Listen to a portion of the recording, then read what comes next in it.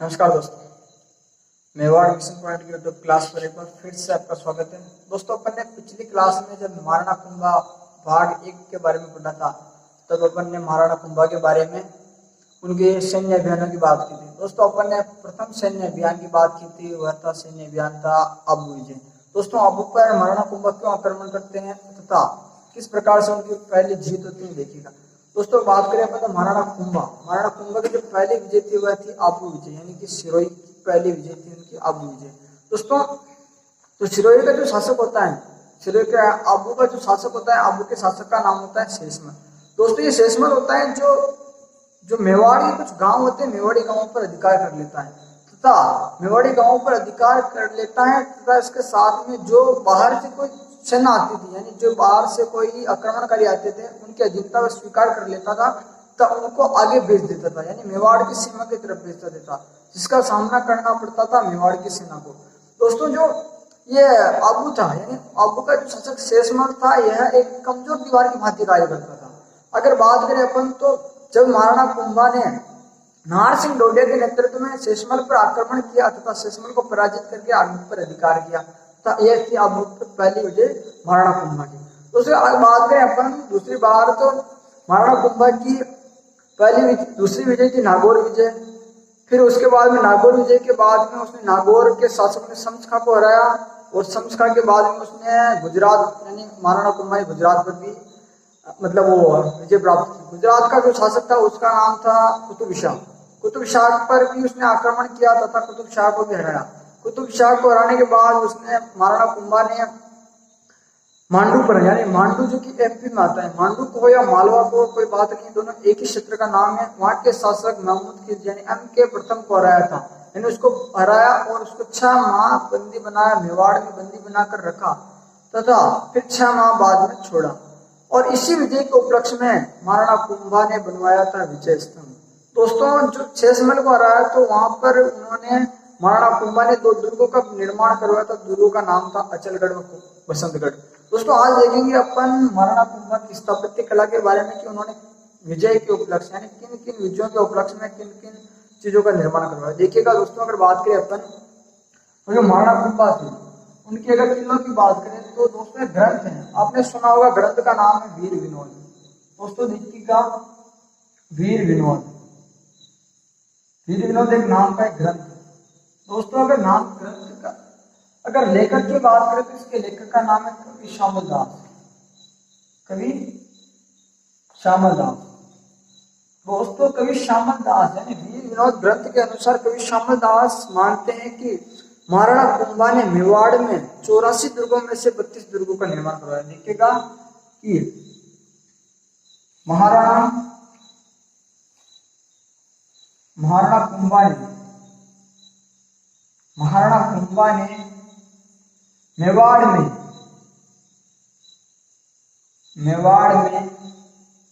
84 में से 32 दुर्गों का 32 दुर्गों का निर्माण करवाया। दोस्तों, एक बात का गौर कीजिएगा कि जो पूछ रहा है वह मेवाड़ है। कंफ्यूजन नहीं होना कि राजस्थान के दुर्ग या मेवाड़ के दुर्ग, ये जो 84 दुर्ग हैं ये मेवाड़ के दुर्ग हैं और मेवाड़ के 84 दुर्गों में से 32 दुर्गों का निर्माण महाराणा कुंभा ने करवाया था। एक बात फिर से समझिएगा, आपकी जो दुर्ग पूछ रहा है वह मेवाड़ के दुर्ग है, यानी वो राजस्थान के दुर्ग नहीं है। यानी मेवाड़ के जो महाराणा कुंभा थे उन्होंने मेवाड़ के 84 दुर्गों में से 32 दुर्गों का निर्माण करवाया। दोस्तों, देखें अपन बात करें तो महाराणा कुंभा ने कौन कौन से दुर्गों का निर्माण करवाया, जो महत्वपूर्ण दुर्ग थे उन दुर्गों का निर्माण किस प्रकार करवाया था। दोस्तों, देखिएगा जो पहला दुर्ग आता है उस दुर्ग का महाराणा कुंभा ने जीर्णोद्धार करवाया था, यानी पुनर्निर्माण करवाया था, जीर्णोद्धार करवाया था तथा उसे आधुनिक रूप दिया था और उस दुर्ग का नाम है चित्तौड़गढ़ का दुर्ग।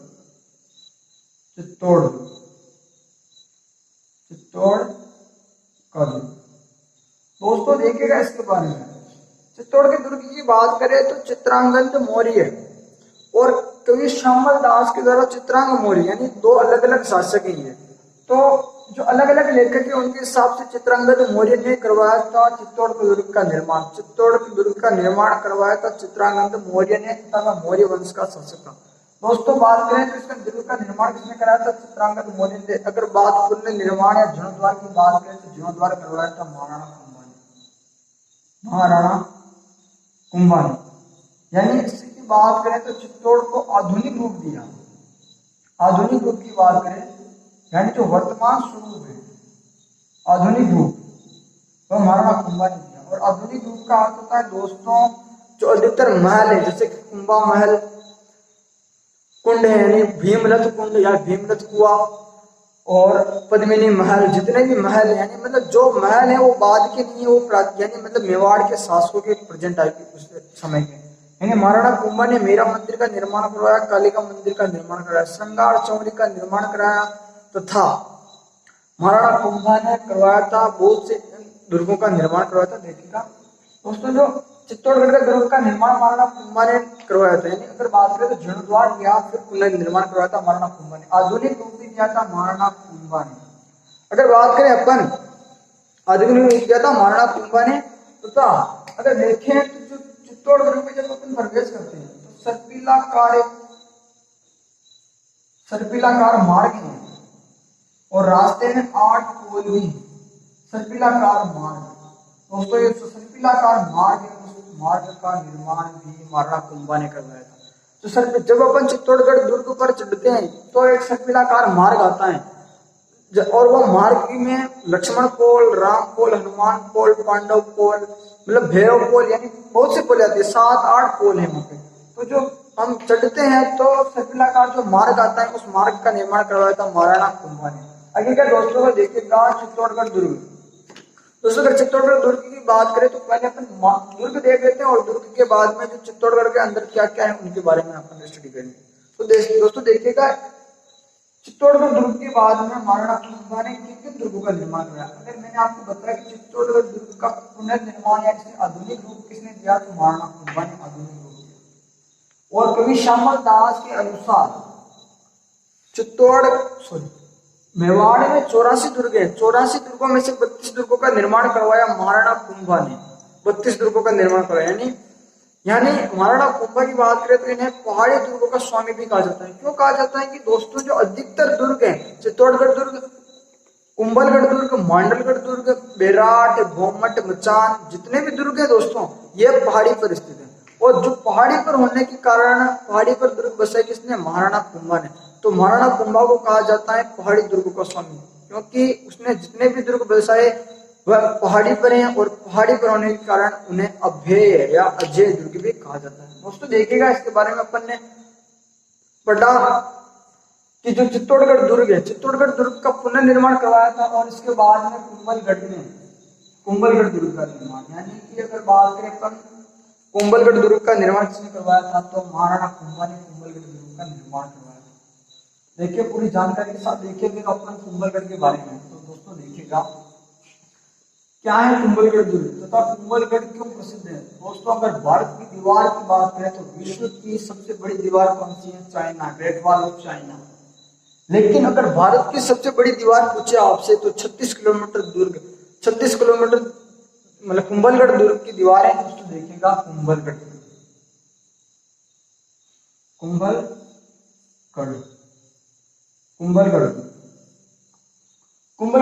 दोस्तों बात फिर से समझेगा कि जो कुंभलगढ़ दुर्ग इसका निर्माण कहां से हुआ। यानी अगर निर्माण की बात करें तो इसका निर्माण 1448 से 58 है। इसके निर्माण का समय माना जाता है 1448 से 1458। और आपको एक और चीज याद करनी है वो है विजय स्तंभ। और विजय स्तंभ का निर्माण हुआ था 1440 से 1448, फिर 1448 से 1458, 10-10 साल के 8-8 साल के अंतराल में कुंभलगढ़ दुर्ग का निर्माण हुआ। दोस्तों अगर बात करें तो कुंभलगढ़ दुर्ग है कहां पर तो कुंभलगढ़ दुर्ग है राजसमंद में। दोस्तों ये राजसमंद एक ऐसा जिला है राजस्थान का जिसका जिला मुख्यालय राजसमंद नाम का कोई जिला मुख्यालय नहीं है। यानी यहाँ पे एक झील है राजसमंद नाम की झील, जिसके नाम पर इस जिले का नाम पड़ा राजसमंद। दोस्तों जब इसका मुख्यालय कौन सा लगता है तो कामकरोली इनका जिला मुख्यालय लगता है। दोस्तों देखिए आगे राजसमंद में है। आगे बात करें तो इसका निर्माण किसने करवाया तो मैंने आपको बताया अपन पढ़ क्या रहे हैं महाराणा कुंभा। तो इसका निर्माण करवाया महाराणा कुंभा ने। दोस्तों निर्माण क्यों करवाया? अपनी पत्नी थी इसकी एक पत्नी जिसका नाम था कुंभलवती। कुंभलवती के कहने पर यानी उनके शाही निवास के कारण करवाया गया था कुंभलगढ़ दुर्ग का निर्माण। और कुंभलवती उनकी पत्नी का नाम था कुंभलवती। कुंभलवती के कहने पर, कुंभलवती के कहने पर दुर्ग, कुंभलवती के कहने पर इस दुर्ग का निर्माण हुआ था। महाराणा कुंभा ने बनवाया था कुंभलगढ़ दुर्ग। आगे देखिएगा जो कुंभलगढ़ दुर्ग है, कुंभलगढ़ दुर्ग का जो शिल्पी था, शिल्पी कौन था? शिल्पी की बात करें दोस्तों, जो कुंभलगढ़ दुर्ग का जो शिल्पी था उसका नाम था मंडन। मंडन, मंडन इसका शिल्पी था। मंडन शिल्पी था। तो ध्यान रखिएगा शिल्पी इसका कुंभलगढ़ दुर्ग का शिल्पी मंडन था, लेकिन ध्यान रखिएगा विजय स्तंभ का शिल्पी मंडन नहीं था। विजय स्तंभ के जो शिल्पी थे वो थे नापा, पोमा, पुंजा, देवा व चेता। वो 4-5 उसके शिल्पी थे और मंडन कुंभलगढ़ दुर्ग का शिल्पी था। आगे देखिएगा, आगे बात करें अपन कुंभलगढ़ दुर्ग के बारे में। तो कुंभलगढ़ दुर्ग में एक स्थान है या एक छोटा सा दुर्ग, लघु दुर्ग। क्या है? लघु दुर्ग। और उस लघु दुर्ग का नाम है कटारगढ़। कटारगढ़। और कटारगढ़ को कहा जाता है मेवाड़ की आंख। मेवाड़ की आंख, मेवाड़ की आंख कहा जाता है कुंभलगढ़ दुर्ग में स्थित कटारगढ़ दुर्ग को। और इसी कटारगढ़ दुर्ग में एक महल है जिसका नाम है बादल महल। बादल महल। और इसी बादल महल में जन्म हुआ महाराणा प्रताप का। महाराणा प्रताप का जन्म 9 मई 1540। 9 मई 1540 में महाराणा प्रताप का जन्म हुआ था। कहां पर? कुंभलगढ़ के कटारगढ़ दुर्ग के बादल महल में। देखिएगा लघु दुर्ग है कटारगढ़, मेवाड़ की आंख भी कहा जाता है इसे, और बादल महल है इसी कटारगढ़ दुर्ग में। और कुंभलगढ़ बादल महल में महाराणा प्रताप का जन्म हुआ था 9 मई 1540। बात करें तो जब इसी कुंभलगढ़ दुर्ग में महाराणा कुंभा की हत्या, यानी बात करें तो कुंभा की हत्या, कुंभा की हत्या किसके द्वारा? इन्हीं के पुत्र उदा के द्वारा की गई थी। महाराणा कुंभा की हत्या की गई थी कुंभलगढ़ दुर्ग में, तथा कुंभलगढ़ दुर्ग में की गई थी कुंभा के पुत्र उदा के द्वारा। किसी दीवार के कारण इनको नीचे धकेल दिया गया। आगे बात करें अपन तो इसी जो कुंभलगढ़ दुर्ग है, कुंभलगढ़ दुर्ग पर शाहबाज ने 1578 में जीता था। इस दुर्ग को कहा जाता है कि कुंभलगढ़ अजय दुर्ग है, लेकिन नहीं है। इसे शाहबाज ने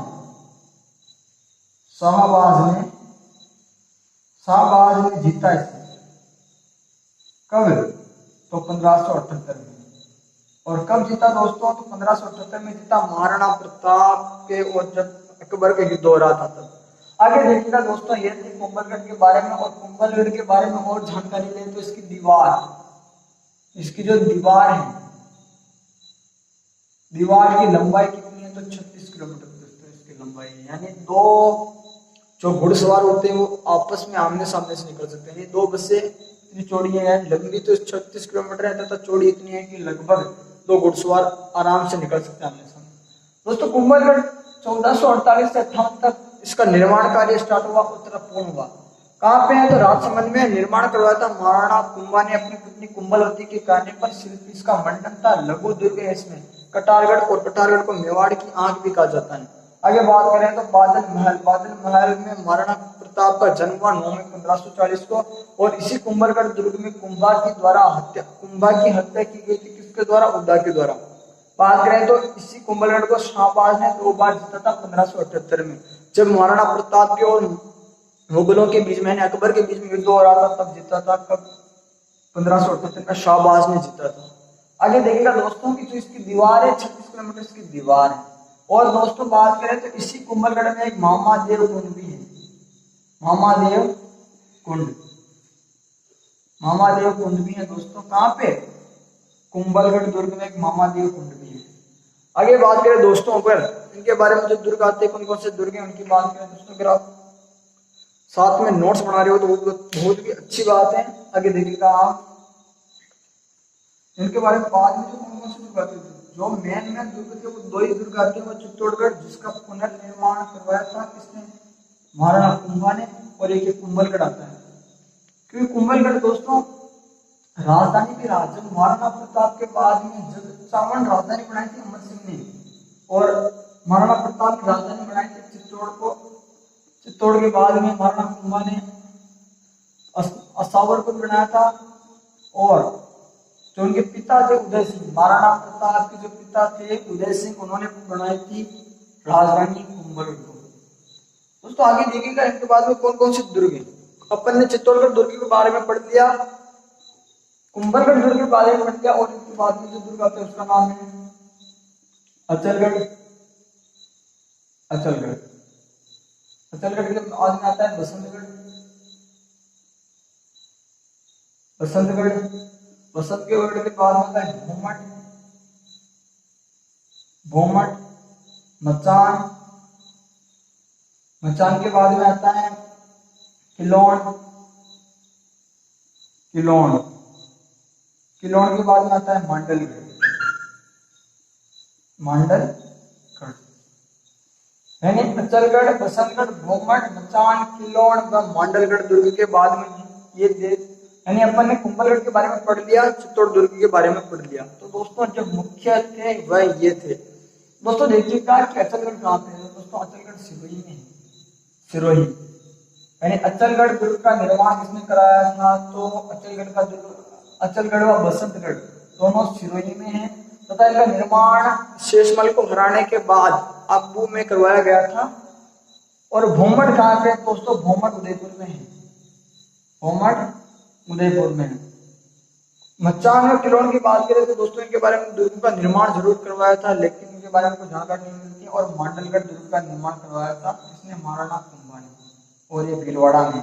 दोस्तों कुंभलगढ़ मांडलगढ़ के बारे में देखिएगा कि मांडलगढ़ दुर्ग के अंदर एक कुंड है, यानी एक कुंड है जिसका पानी कभी भी सूखता नहीं है। और दूसरी बात ये कि इसके अंदर एक माता का मंदिर है, जिस माता का नाम है चामुंडा माता का मंदिर। कुंभलगढ़ दुर्ग के बारे में जब महाराणा प्रताप पढ़ेंगे तो दोस्तों इसी कुंभलगढ़ दुर्ग में महाराणा प्रताप जब मानसिंह आता है तो मानसिंह 2 माह तैयारी इसी मांडलगढ़ दुर्ग में करता है, तथा 2 माह ही ठहरता है। कौन, जब वो अकबर का सेनापति था मानसिंह।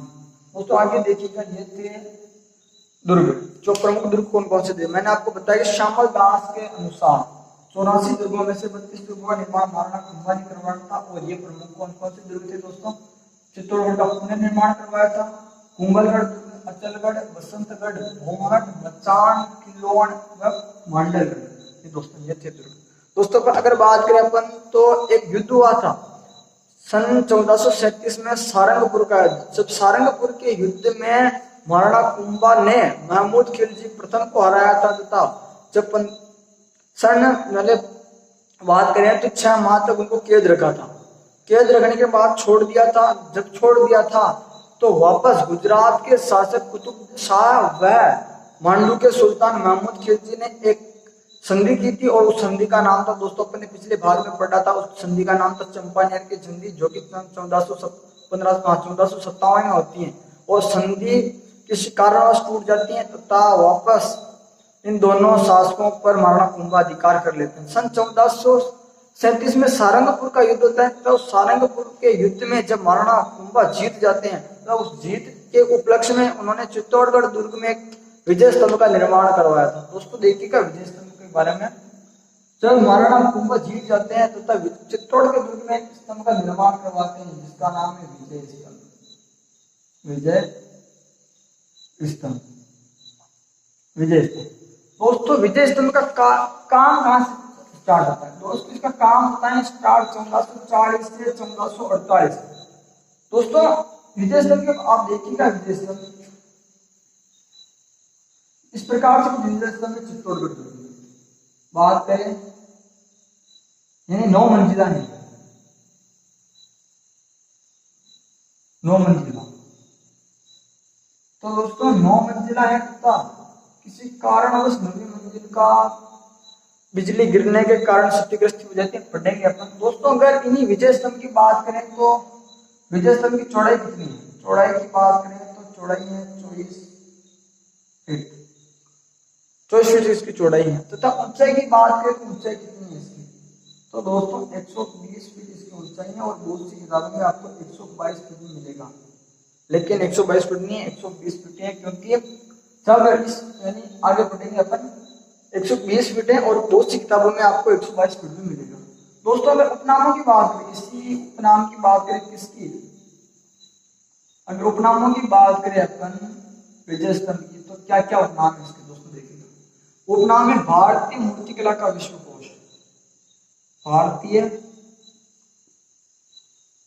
मूर्तिकला, भारतीय मूर्तिकला का विश्वकोश, विश्वकोश यानी भारतीय मूर्तिकला यानी हिंदू भारतीय मूर्तिकला का विश्वकोश भी कहा जाता है किसको, विजय स्तंभ को, विजय स्तंभ। दोस्तों अगर विजय स्तंभ की बात करें अपन, तो विजय स्तंभ का जो दूसरा नाम है, उसका दूसरा नाम क्या है, उसका नाम है कीर्ति स्तंभ। आगे देखिएगा विजय स्तंभ के बारे में, विजय स्तंभ का भारतीय मूर्तिकला का विश्वकोश तथा मूर्तियों का अजायब घर भी कहा जाता है, हिंदू मूर्तियों का अजायब घर, मूर्तियों का अजायब घर, अजायब घर। दोस्तों इसको अजायब घर क्यों कहा जाता है, एक बात समझिएगा।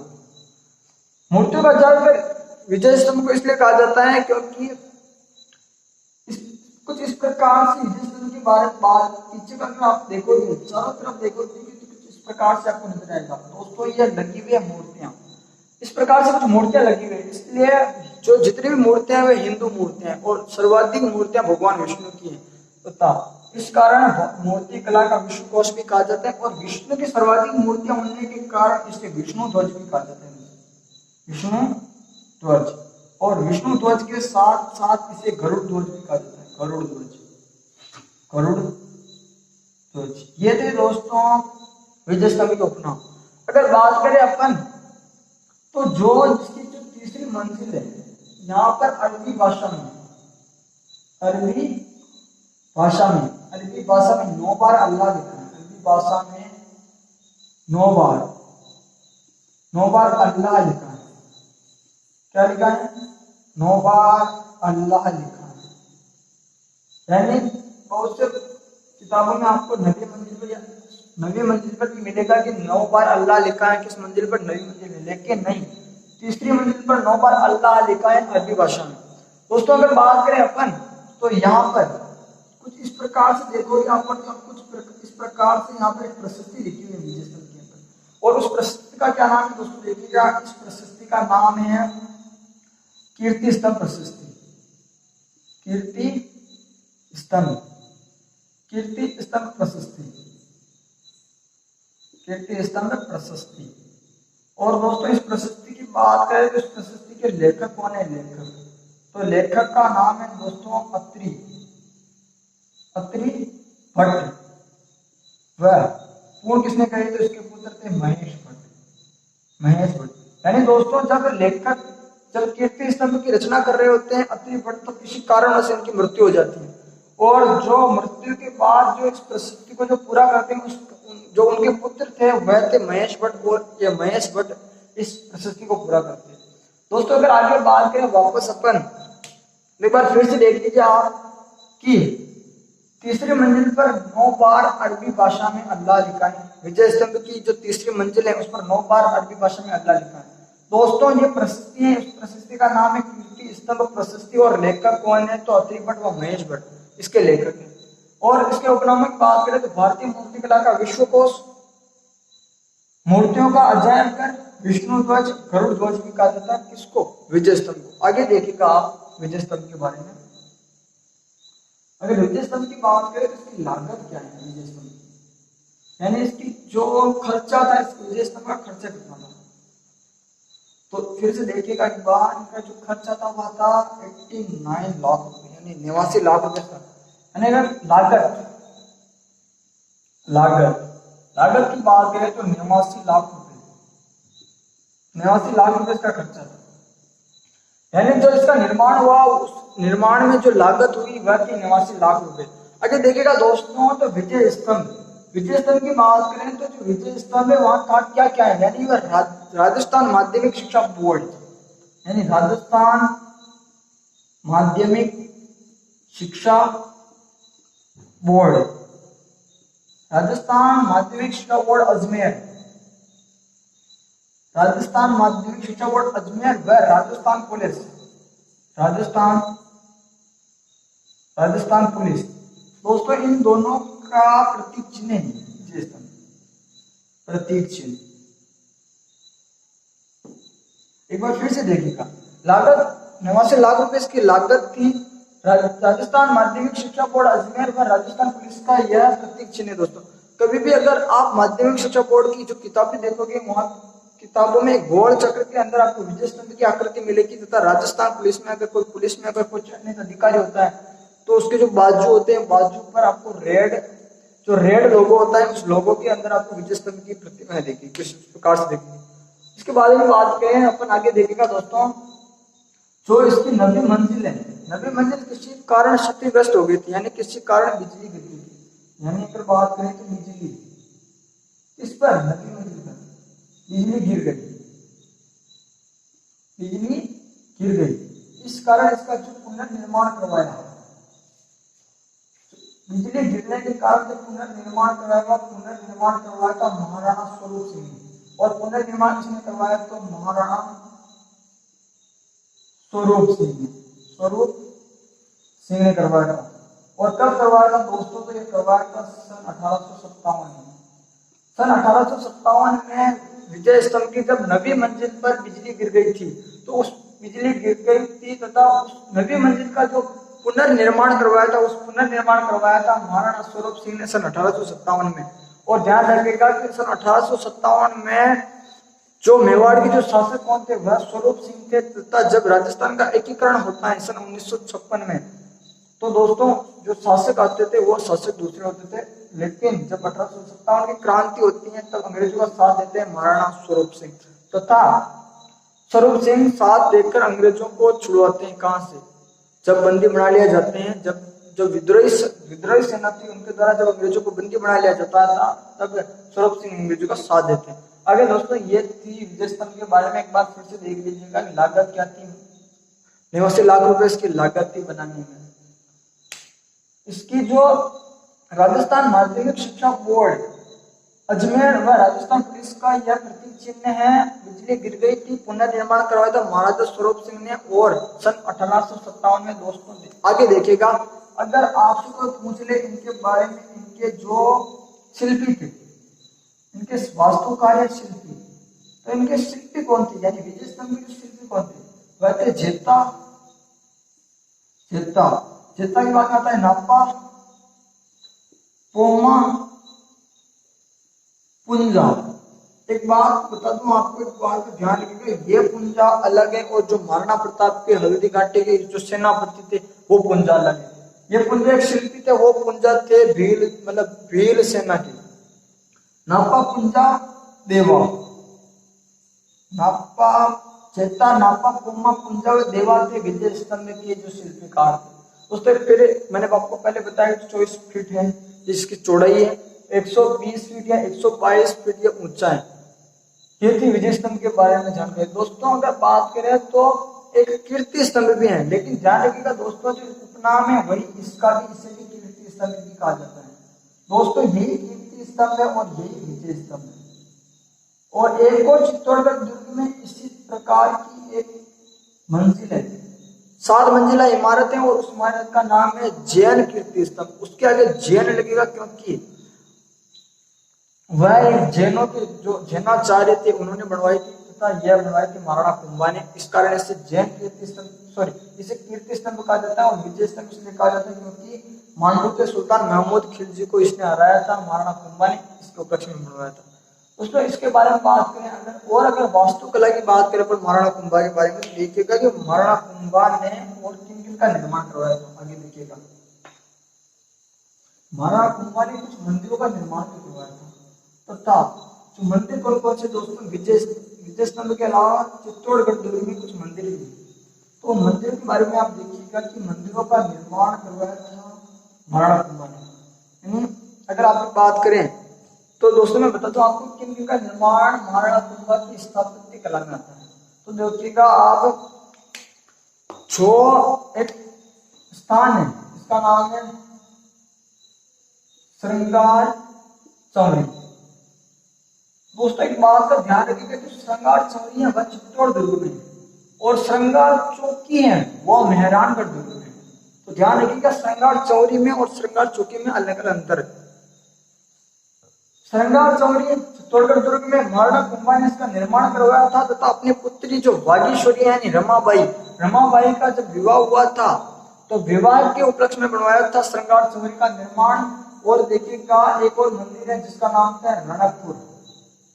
रणकपुर के जैन मंदिर तथा जो जैनाचार्य थे, जो इस मंदिर का निर्माण किसने करवाया था? तो इस मंदिर का निर्माण करवाया था धरणक शाह ने। धरणक शाह ने इस मंदिर का निर्माण करवाया था। और जो धरणक शाह का जो शिल्पी था वो शिल्पी कौन था? उसके शिल्पी का नाम था दीपाक। उस शिल्पी का नाम था दीपाक। और दीपाक जो शिल्पी था वो उसी धरणक शाह ने दीपाक के नेतृत्व में रणकपुर के जैन मंदिर का निर्माण करवाया था। इसके बाद में अगर बात करें अपन तो रणकपुर और एक मंदिर है कुशाल माता का मंदिर। कुशाल माता का मंदिर दोस्तों कुशाल माता का मंदिर है कहाँ पे दोस्तों? भीलवाड़ा। और भीलवाड़ा में भी कहाँ पे है दोस्तों? तो भीलवाड़ा में भी है बदनौर में। दोस्तों एक बात बताऊं मैं आपको, बदनौर के बारे में बताऊं मैं आपको कि सब महाराणा कुंभा व महमूद खिलजी के बाद का जो युद्ध होता है वो बदनौर में होता है। तो बदनौर में महाराणा कुंभा ने एक दुर्ग का निर्माण भी करवाया तथा एक मंदिर का निर्माण भी करवाया। तो उस मंदिर का नाम था कुशाल माता का मंदिर और उस दुर्ग का नाम था बेराट दुर्ग का निर्माण करवाया था महाराणा कुंभा ने। श्रृंगार चौरी का निर्माण भी महाराणा कुंभा ने करवाया था। रणकपुर के जैन मंदिर के धरणक शाह के नेतृत्व में दीपाक ने बनवाए थे कुंभा के शासनकाल में। कुशाल माता का मंदिर किसने बनवाया था? कुशाल माता का मंदिर बनवाया था महाराणा कुंभा ने। कहा तो भीलवाड़ा में, और भीलवाड़ा में कहा भी बदनौर में। दोस्तों आज स्थापत्य कला के बारे में इतना सही। अगली बार जो अगली क्लास में हम पढ़ेंगे वह पढ़ेंगे हम कुंभा की साहित्यिक रचनाएं। आज के लिए इतना है दोस्तों, मिलते हैं नेक्स्ट वीडियो में। आज के लिए इतना ही। जय हिंद जय भारत।